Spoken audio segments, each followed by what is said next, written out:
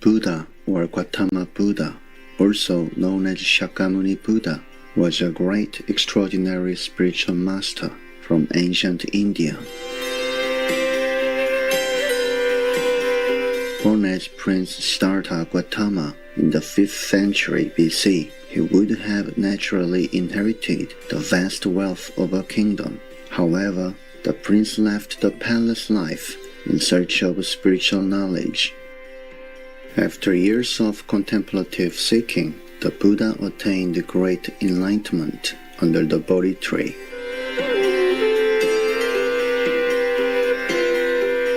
He then shared the merits of his practice by providing a method for other sentient beings to be freed from the cycle of death and rebirth.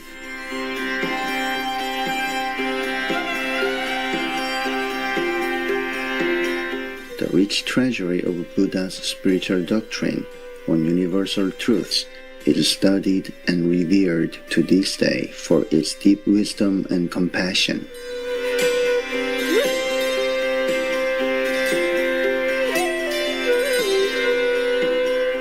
The Mahayana Mahaparinirvana Sutra, or Nirvana Sutra, is a Tathagata Kalpa Sutra of Mahayana Buddhism. It is considered as a major Mahayana Sutra.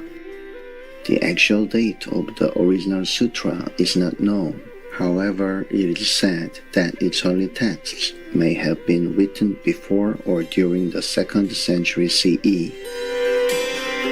The complete original Sanskrit text of this sutra is lost with only remnants of a small number of fragments, but the texts in Chinese and Tibetan translation are in existence.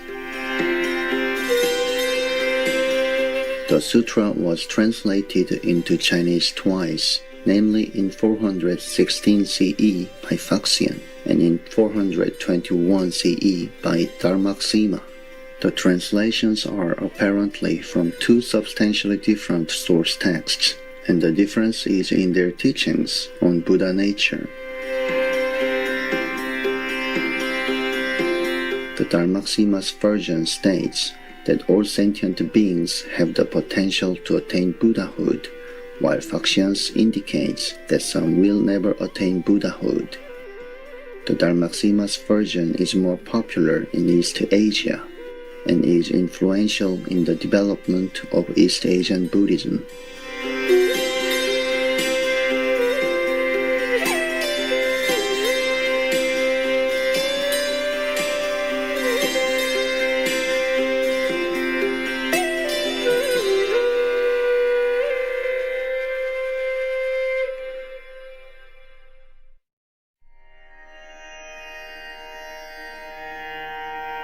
Chapter 15, on the parable of the moon. The Buddha said to Kasyapa, as an example, there is a man here who, as he sees that the moon is not yet out, says that the moon has departed, and entertains the thought that the moon has sunk down. But this moon, by its nature, does not sink down. When it appears on the other side of the world, the people of the other side say that the moon is out. Why? Since Mount Sumeru obstructs vision, the moon cannot reveal itself. The moon is always out. It has by nature no coming out or sinking down. The same is the case with the Tathagata, the alms deserving, the all-enlightened one. He manifests himself in the 3,000 great thousand worlds, or he gives the semblance of having parents in Jambudvipa, or of entering nirvana in Jambudvipa. The Tathagata by nature does not enter nirvana, but all beings say that he truly enters parinirvana. The case is analogous to the sinking of the moon. O good man, the Tathagata by nature does not possess the nature of birth and death. To succor beings, he manifests his birth and death.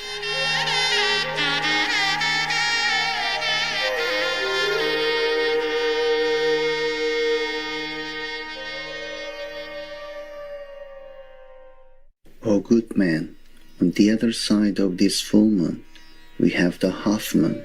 On this side, we have the half moon, and on the other side, the full moon is seen. The people of Jambudvipa, when they see the first moon, say that it is the first day, and have in mind the idea of a new month. Seeing the full moon, they say that it is the 15th day of the month, and entertain the notion of the full moon. But this moon has truth to tell, no waxing or waning. Only due to Mount Sumeru does it show a semblance of waxing and waning.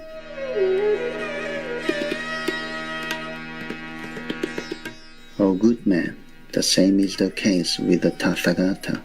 In Jambudvipa, he manifests birth and enters nirvana. His first coming out, appearance in the world, is the first of the month. Everybody says that this boy is firstborn. He strides 7 paces. This is like the moon on the second day. Or he shows himself studying. This is like the moon on the third day. He displays renunciation. This is like the moon of the 8th day. He emits the all-wonderful light of wisdom and subdues an innumerable number of beings in the army of Mara. This may be likened to the full moon of the 15th day. Or he manifests the 32 signs of perfection and the 80 minor marks of excellence. He thus adorns himself and manifests nirvana.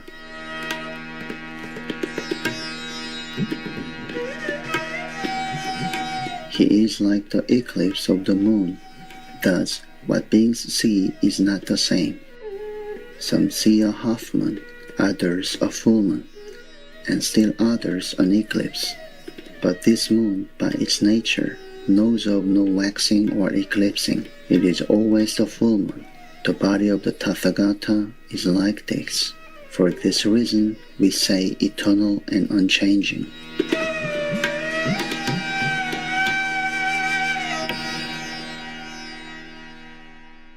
Also next, O good man, for example, by the full moon everything comes out, appears. In all places, as in towns, hamlets, mountains, swamps, on the water, wells, or ponds, and in water utensils, the moon manifests itself. Beings may be traveling 100 or 100,000 yojanas, and the moon always accompanies them. Common mortals and the ignorant think loosely and say, I see all such in the castle town, in the house, and here in the swampy ground. Is it the true moon or not the true one? Each person thinks about the size of the moon and says, it is like the mouth of a kettle. Or a person says, it is like a wheel. Or some may say, it is like 45 yojanas in size. All see the light of the moon. Some see it as round as a golden basin. The nature of this moon is one in itself, but different beings see it in different forms. O good man, the same is the case regarding the Tathagata. He appears in the world. Man and God might think, the Tathagata is now before us and lives. The deaf and dumb see the Tathagata as one deaf or dumb. Diverse are the languages which beings speak. Each thinks that the Tathagata speaks as he or she speaks, or thinks, in my house, the Tathagata received offerings. Or a person might see the size of the Tathagata as being very large and immeasurable, or someone might see him as very small, or a person might mistake him for a Sravaka, or a Pratyeka Buddha, or various Tithikas might think and say, the Tathagata is now in my line of thought, following my line of thought, and is practicing the way. Or a person might think, the Tathagata has appeared for me alone.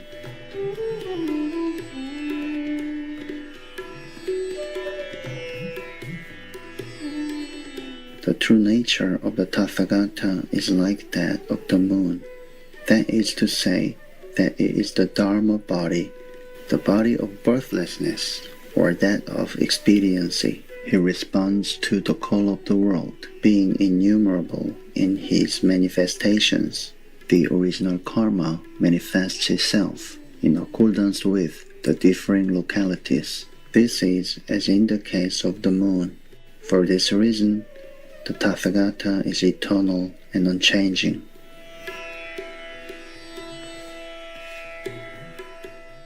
Also next, O good man, Rahula Asura Raja covers the moon with his hands. The people of the world will then say that this is an eclipse of the moon, but Rahula Asura Raja cannot cause any eclipse to the moon. He merely obstructs the light of the moon. The moon is round. There is no part that drops away. Only as a result of the obstruction is the full play of light checked. Once the hands are withdrawn, the people of the world say that the moon has regained its power, or say that this moon suffers a lot, but even 100,000 Asura kings cannot cause it suffering.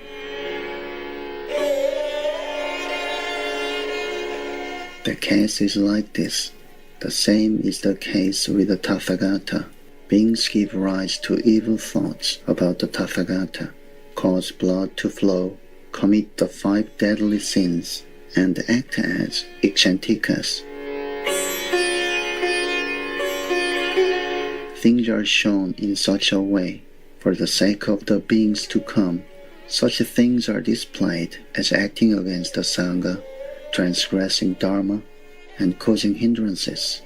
Maras as innumerable as 100,000 billion cannot hope to cause blood to flow from the body of the Buddha. Why not? Because the body of the Tathagata is not possessed of flesh, blood, sinews, marrow, or bones. The Tathagata truly has no worry of disintegration. Beings say Dharma and Sangha have broken, disintegrated, dissolved, and the Tathagata is dead. But the Tathagata by nature is all truth, and there is no change or dissolution with him. Following the way of the world, he manifests himself thus.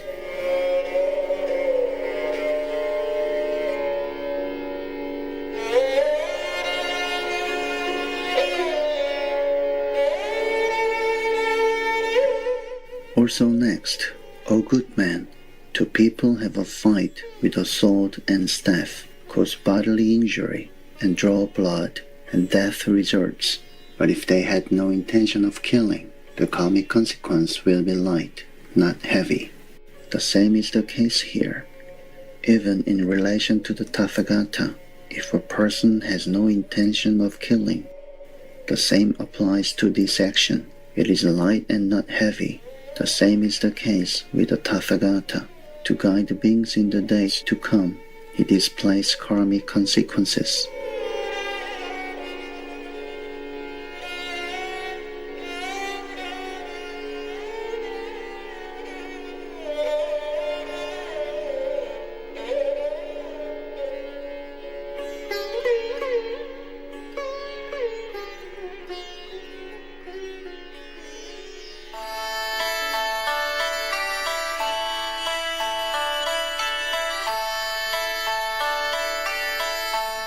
Uplifted viewers, thank you for your company on today's selection from the Mahayana Mahaparinirvana, Chapter 15, on the Parable of the Moon, Part 1 of 2, on the Words of Wisdom.